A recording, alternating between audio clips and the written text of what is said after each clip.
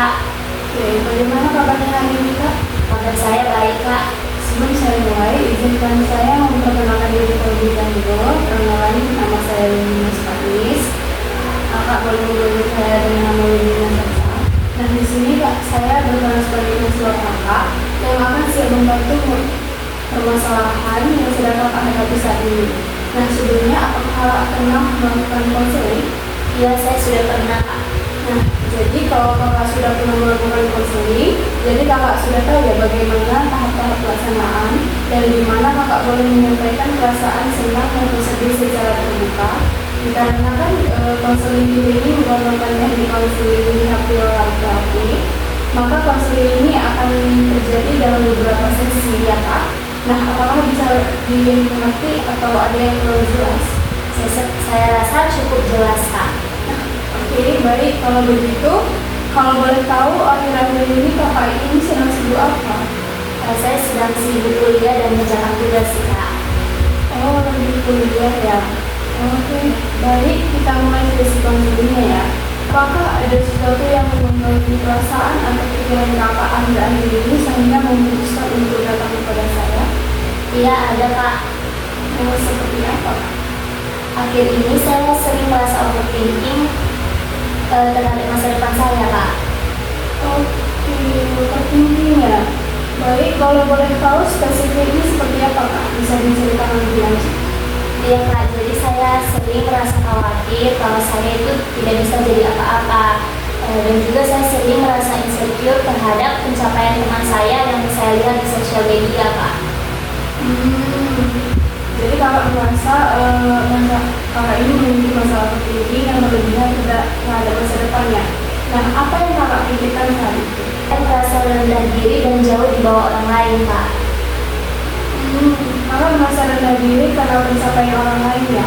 Nah, gimana kalau kita coba ubah kalimat-kalimat negatif yang ada di pikiran kakak itu menjadi self-talk yang lebih realistis dan positif?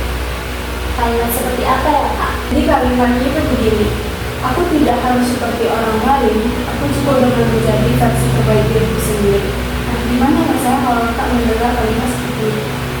Nah, kayaknya bisa bikin lebih tenang sih Kak. Nah, itu bisa sangat membantu kalau dilakukan dengan sungguh-sungguh dan konsisten. Mau dicoba untuk berlatih bareng?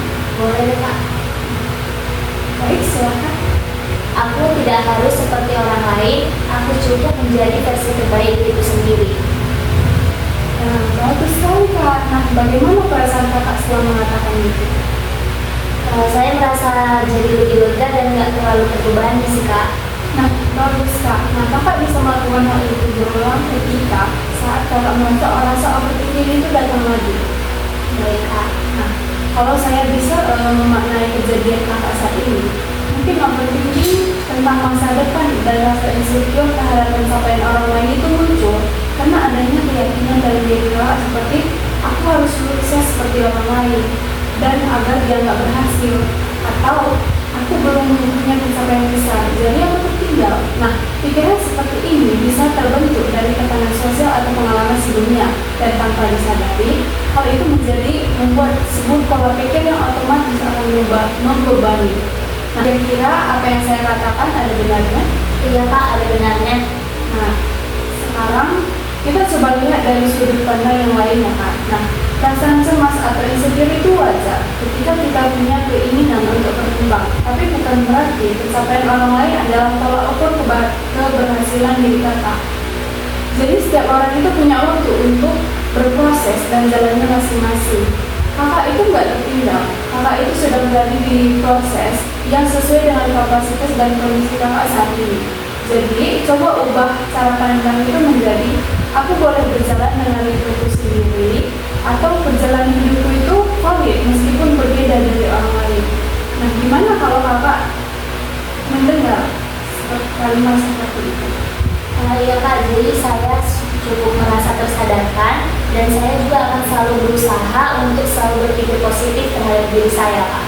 Baik, kasih Nika. Nah, seperti yang sudah saya jelaskan di awal konseling, kita akan terjadi beberapa sesi.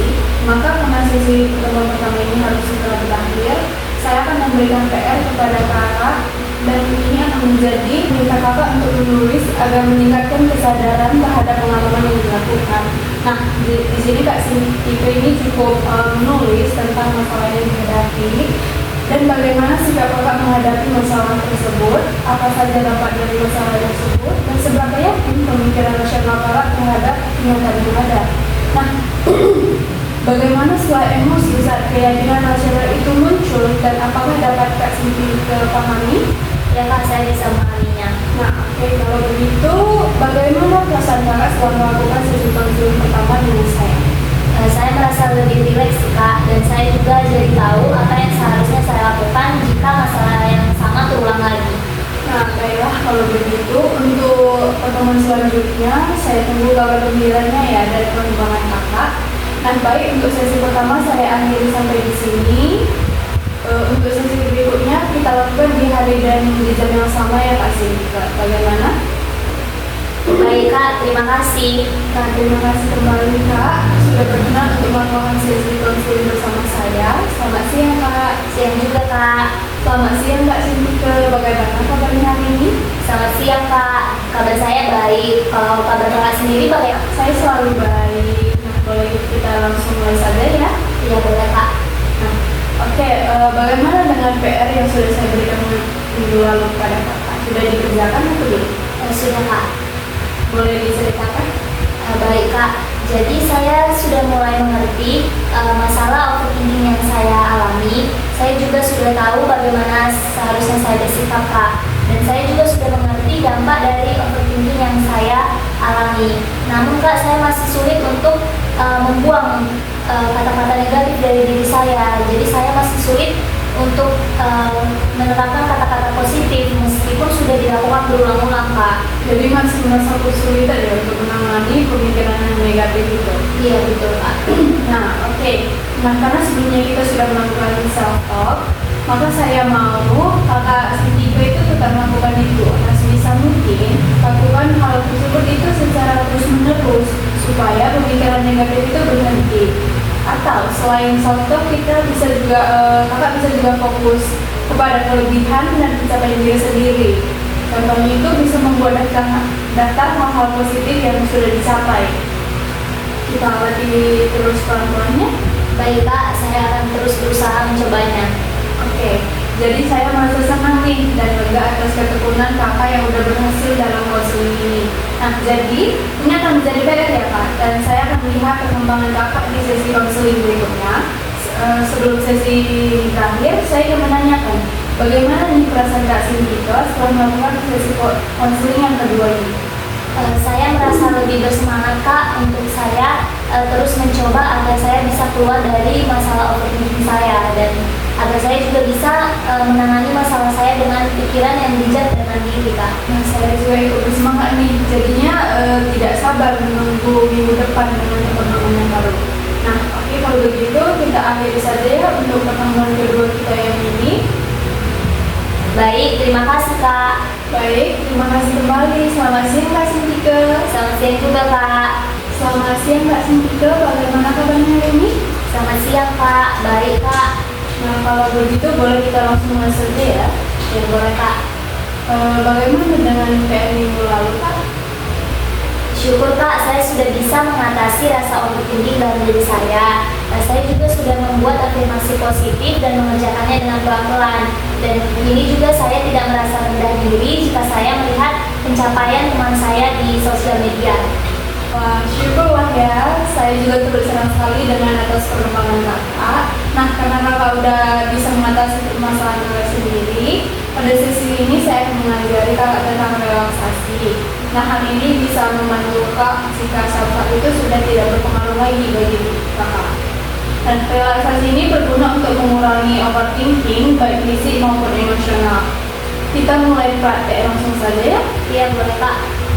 Oke, baik, pertama-tama duduk dalam posisi yang nyaman dan santai.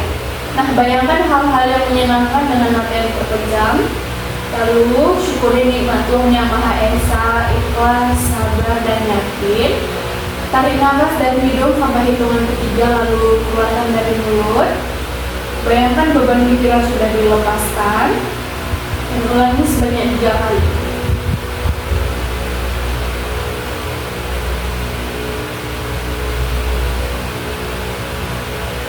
Boleh dibuka matanya?